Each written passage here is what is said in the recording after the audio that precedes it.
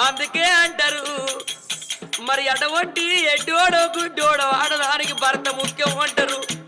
ఆడదానికి ఐదో తనానికి అంటే గొప్పతనం ఏదో కాదు.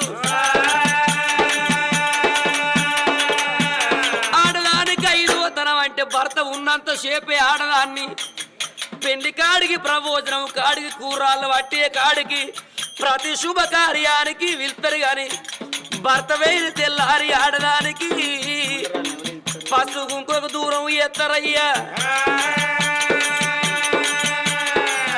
నేను ముగ్గురున్న కాడికే